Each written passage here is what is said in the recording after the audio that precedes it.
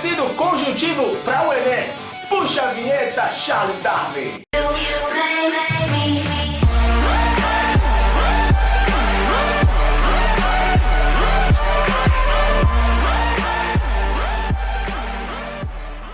Fala galera, bem-vindo mais uma hora aqui no meu canal Biolodúvidas, dentro aí do curso para Enem 2016. Se você não é inscrito, vai logo se inscrevendo aí. Aqui embaixo na descrição tem o link para você baixar uma apostila de biologia muito boa para você aí se preparar melhor para o Enem 2016. E se você já é um inscrito recorrente, valeu mesmo aí, vai lá colocando aí seu joinha e é isso aí. Bom galera, hoje eu vou estar falando sobre tecido conjuntivo. Tecido conjuntivo envolve aí vários tecidos, muitos tecidos. Então eu vou estar falando dos principais e das suas características. Galera, mas antes, deixa eu mostrar pra vocês uma coisa. É sério, vocês têm que ver isso aqui.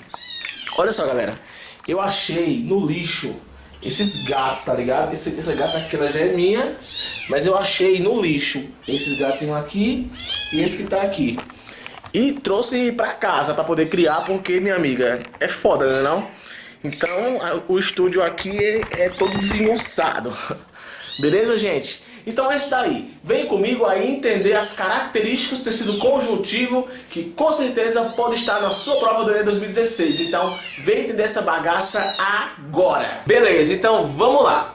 Olha só, grande parte das vezes que cai tecido conjuntivo, eu não estou mentindo não, cai algum desses tipos de células que você vai conhecer agora. São 4 tipos. Então eu podia reduzir aqui a minha aula em só falar desses 4 tipos de células, porque grande parte do que cai alguma coisa sobre elas. Quais são esses tipos de células de tecido conjuntivo? As células mesenquimais, que são células indiferenciadas, ou seja, células que têm a capacidade de produzir novas células. Isso acontece porque algumas células do tecido conjuntivo não sofrem divisão celular, se originam a partir das células mesenquimais. Uma outra célula bastante importante no tecido conjuntivo, principalmente porque a função do tecido conjuntivo, a função principal dele é a de sustentação e nutrição. Isso, pessoal, é muito importante e se dá graças aos fibroblastos, que são células que produzem fibras. E fibras nada mais são do que polímeros de proteínas que se unem formando grandes filamentos que atravessam as células, ficam no citoplasma da célula e desempenham muitas funções. Daqui a pouco eu vou contar aqui algumas funções das fibras em específico. Uma outra célula hiper mega importante do tecido conjuntivo são os mastócitos. Isso porque essa célula produz 2 compostos muito importantes. Um deles é a heparina. A heparina é uma espécie de glicoproteína que tem uma função coagulativa. Ela está lá participando de coagulações. E tem uma substância muito importante que é a histamina. A histamina também participa aí de reações alérgicas, de choques anafiláticos. Vai estar também tendo ali a participação da histamina, que é uma substância que é produzida pelos mastócitos. Então eu tenho a heparina e a histamina, 2 substâncias que são produzidas pelos mastócitos. Uma outra célula bastante importante são os macrófagos. Macrófagos são tipos de leucócitos, daqui a pouco eu vou falar sobre leucócitos. E os macrófagos são células que fagocitam, ou seja, são células que matam bactérias, são células muito importantes para processos de defesa do nosso corpo. Então veja só, células mesenquimais, fibroblastos, mastócitos e macrófagos adoram cair em provas. Antes que você diga assim, Patrick falou pouco sobre cada uma delas. Verdade, falei muito pouco sobre elas. Porque da grande parte das vezes, quando cai tecido conjuntivo, não cai perguntando a função em si da célula, mas perguntando de qual tecido essa célula faz parte. Então, se caso você veja lá na prova, células mesenquimais, fibroblastos, mastócitos e macrófagos, não se engane que é tecido conjuntivo. Existe aqui uma aula no meu canal onde eu falo da função das células de tecido conjuntivo e é uma aula muito aprofundada. Eu vou colocar o link aqui embaixo. Mas pra gente, pra Enem, Brother, grava isso. Essas 4 células são praticamente as células mais cobradas em nome em provas de vestibular. Olha só, o tecido conjuntivo ele é subdividido em vários tecidos. Um deles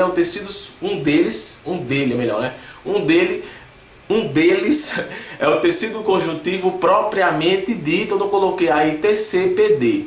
O tecido conjuntivo propriamente dito é formado pela mesma coisa, gente, é tudo tecido conjuntivo. É porque a gente costuma dividir muito e quanto mais fragmenta fica mais difícil de entender. Eu compreendo assim. Enfim, o tecido conjuntivo propriamente dito é aquele que exerce de cara a função de sustentação do corpo e de nutrição. E grande parte das células que eu acabei de citar para vocês são encontradas neste tecido. Então tem o frouxo e o denso. Esse lance de frouxo e denso, para você que já é estudante, que já está estudando muito, eu vou simplificar a sua vida caso você não tenha aprendido isso. Esse tipo de tecido, gente, nada mais diferente, é a questão da disposição das fibras. As fibras no tecido conjuntivo frouxo se dispõem de uma forma, as fibras no tecido conjuntivo denso se dispõem de outra forma. E outra ramificação ainda existe, que é dentro do tecido conjuntivo dito denso, ainda tem o modelado e o não modelado. É muita ramificação. Por isso que é praticamente difícil que isso caia em provas. Só basta você saber que o tecido conjuntivo propriamente dito, ele é subclassificado em frouxo e em denso. O frouxo é onde praticamente vamos encontrar as células que eu acabei de citar, e esse denso é o que vai estar aí vai estar sustentando os órgãos do nosso corpo e sustentando em si todo o nosso organismo. A diferença de não modelado e modelado é só a disposição das fibras. No modelado, as fibras se encontram mais paralelas. O modelado é pouco elástico, justamente porque ele vai ser bem concentrado. Então, quanto mais concentrado, menos elástico. E o não modelado ele vai assumir a forma do órgão e vai ser importante porque ele vai ser hiper mega elástico.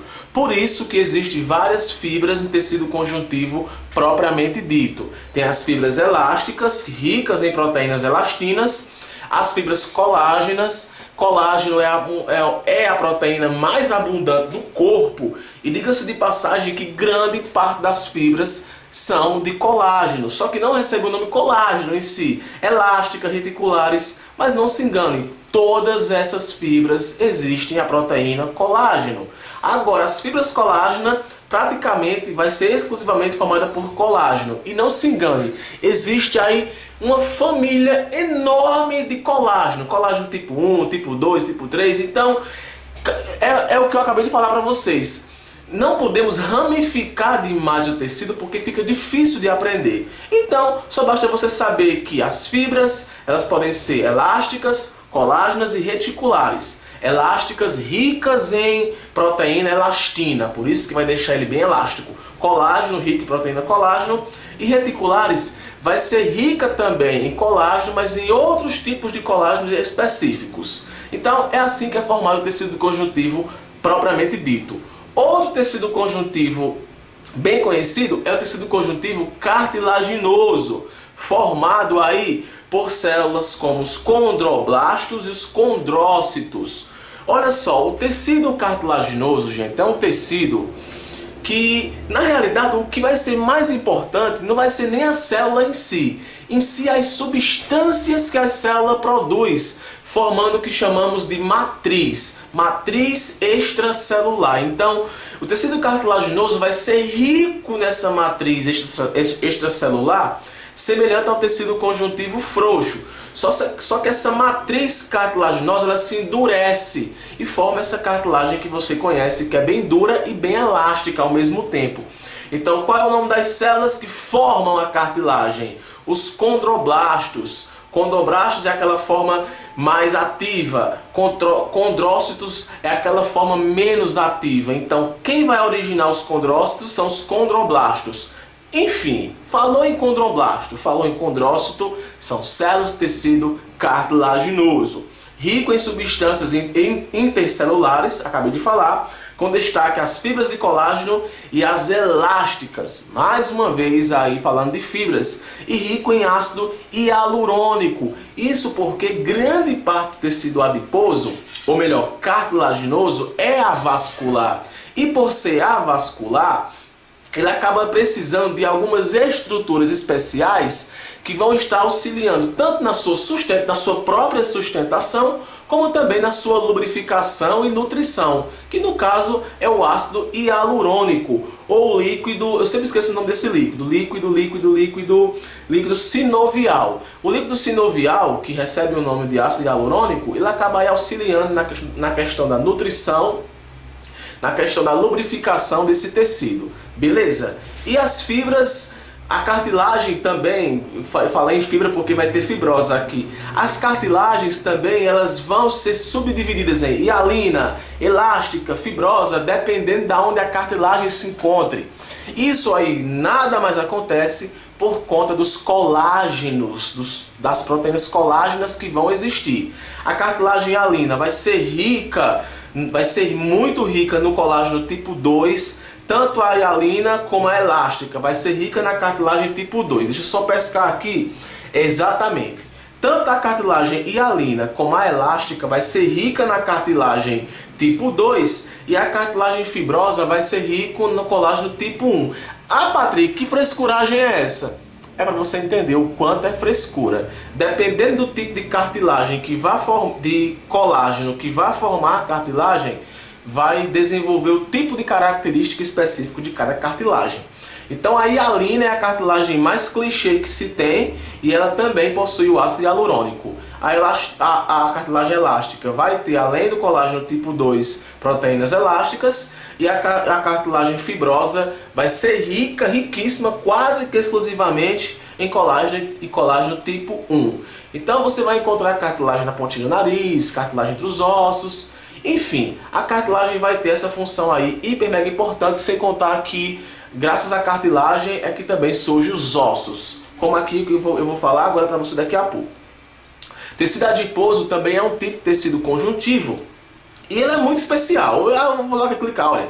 Falou em tecido adiposo, falou em reserva de energia. Tecido adiposo é um tecido aí de armazenamento de gordura, brother. Gordura, ela vai ser aí, passar pelo processo digestório lá, o lipídio. Esse lipídio ele vai seguir uma via específica, vai ser transportado e vai se depositar nessas células adiposas, que são células grandes que armazenam gordura. E justamente o nosso corpo ele vai ter um tecido específico, que é o tecido adiposo, que vai armazenar essa gordura. Por isso que eu coloquei aqui, ó, arrumação de células adiposas e uma reserva energética. Então, se caso você se depare numa questão falando sobre aquele animal que passa um bom tempo sem comer porque está no frio, é porque esse animal ele tem um tecido adiposo muito grande e acaba sendo nutrido com ele, ok?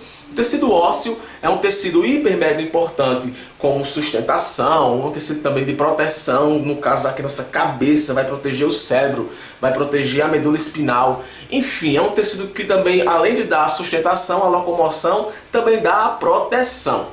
Logo, trocando aqui logo o que vai cair, o que pode cair em prova. O nome das células do tecido ósseo. Nós temos os osteoblastos e os osteoclastos. Meu querido, olha para mim. Olha para mim, eu falei agora há pouco que o tecido cartilaginoso ele é importante porque ele também produz muitas substâncias que criam uma matriz extracelular. O tecido ósseo, do mesmo jeito, ele cria uma matriz extracelular muito importante e é nessa matriz que vai depositar muito cálcio e muito fosfato. Então o tecido ósseo é riquíssimo em fosfato e cálcio. E fosfato e cálcio são importantíssimos para a composição de compostos muito importantes no nosso corpo. O fósforo é importante para a molécula de ATP, é importante para o DNA. Os íons de cálcio eles são importantes para a contração muscular, para os impulsos nervosos. Então o osso ele armazena isso. Então quem é que produz essa matriz óssea? Os osteoblastos. Os osteoblastos é a célula que em si vai produzir os ossos, vai produzir a matriz óssea. Mas quem é que vai degradar esses ossos para possibilitar aí a liberação de fosfato, de cálcio, diversas outras substâncias? Os osteoclastos. Os osteoclastos aí atuam na degradação da matriz óssea. A matriz óssea é formada pelos osteoblastos. Os osteoclastos degradam a matriz óssea. Isso adora cair em prova, cara. E os tipos de ossificação? Eu tenho o endocondral e a membranosa. O endocondral é aquele tipo de ossificação, no caso ossificação, o processo que se produz os ossos. O endocondral é quando o molde ele vem de uma cartilagem, e a membranosa é quando o próprio osso ele surge a partir de células mesenquimatosas. Isso adora cair em prova. Se não entendeu, volta. E por fim, o tecido hematopoético, que é o tecido sanguíneo, e esse tecido ele vai ser bem conhecido de vocês, então vamos lá sem mais delongas. O tecido é formado por hemácias, por glóbulos brancos, por plaquetas, enfim. E Rafael acabou de chegar aqui, entra aqui pra cá, povo te ver e tu divulgar teu canal. O Rafael se segura tanto que ele não sabe nem o que eu tô explicando aqui, e ele vai explicar pra vocês. Olha como ele é fodão, viu? Cadê? Vem logo aqui, tá? Não pode demorar muito tempo não. Divulga, baixa aqui, para divulgar teu canal. Calma. Se você não é inscrito ainda no canal de Rafael Barbosa, vou colocar aqui na descrição o WhatsApp que eu boto aqui embaixo. Pode também mandar a questão de química que ele responde. E outra coisa, também de biologia. Rafael também é que responde as questões de biologia. Rafael, eu vou apertar aqui a imagem e você explica. Tecido hematopoético. O que é que ele tem que saber sobre hemácia e sobre glóbulos brancos? Só a função. Função das hemácias. Hemácia, transporte de oxigênio para o seu corpo, né? A hemoglobina que está dentro das hemácias vai transportar o oxigênio através da oxidação do ferro. E glóbulos brancos? Células de defesa do seu organismo. São aquelas defesas inatas ou as defesas adquiridas, como é o caso dos leucócitos, neutrófilos. Existem vários, né? Existem basófilos, neutrófilos. Esse tipo aqui de célula em si não cai em prova do Enem, né? Não cai. Então só basta saber que os leucócitos são células de defesa. Rafael, já que tu chegou aqui, só pra gente poder terminar aqui essa aula de jeito bem massa. Quando uma pessoa tem leucemia, tem alguma coisa a ver com leucócito? Tem, sim. Ele tem um aumento na geração de leucócitos, e esses leucócitos eles são imaturos. O que, em tese, né, o pessoal acharia, não, tem muito leucócito, tá bom minha defesa. Mas não, os leucócitos que são gerados na leucemia são leucócitos imaturos. Isso, consequentemente, vai deixar o sangue da pessoa, como a galera fala, né, virando água. Você vai ter mais leucócitos do que as células brancas, células vermelhas. Quimioterapia, radioterapia, rafaelterapia, tudo isso aí é para matar essas células. No caso, o direcionamento é para as células cancerígenas, né? Não, eu tenho que perguntar isso aqui, porque se eu não perguntar, vocês... É foda. Esse cara aqui demora demais a vir na minha casa. Rafael, quando uma pessoa recebe a medula óssea de outra pessoa, como é que ela recebe? Ela recebe com a seringa? Você vai retirar diretamente da epífise dos ossos longos a medula de alguém e vai injetar diretamente na epífise do osso longo de outra pessoa e esperar que essa medula funcione, né? Ave Maria! Portanto, é muito importante a doação de medula óssea, não é isso? Exatamente. Isso pode até cair em provas do Enem, justamente porque ele quer que você se incentive a você doar a sua medula óssea. Com toda certeza. Então, como é que faz? Você faz a doação de sangue, né? Pra saber isso, aí na doação de sangue, aí ele vai perguntar se você quer ser doador de medula, você faz um testezinho para saber se você pode doar, e aí, quando precisar de alguém que precisar de uma medula e você que seja doador, não se preocupe, gente. Quando a gente doa a medula, ela volta a funcionar de novo, tá bom? Então não precisa se preocupar, não. Outra coisa só ao vivo aqui, ó. Rafael, só essas três proteínas aqui, para poder só entender. As albuminas, que é a principal proteína transportadora do seu sangue, né? Transporta ácido graxo. Transportar um monte de coisa aí. Fibrinogênio tem a ver com o processo de coagulação sanguínea, né? A fibrinogênio vai se transformar em fibrina e vai formar o coágulo. Então se cortou, quem vai atuar é o fibrinogênio. E as imunoglobulinas? Que são justamente os anticorpos. Né? Que você também conhece como IG. Tem IG um monte de coisa. Exatamente. Então, gente, é isso aí. Se você gostou, dá o like, comenta, compartilha. Se inscreve no canal de Rafael, que ele é fodão, viu? Química Online. E é isso aí, valeu e foi boa.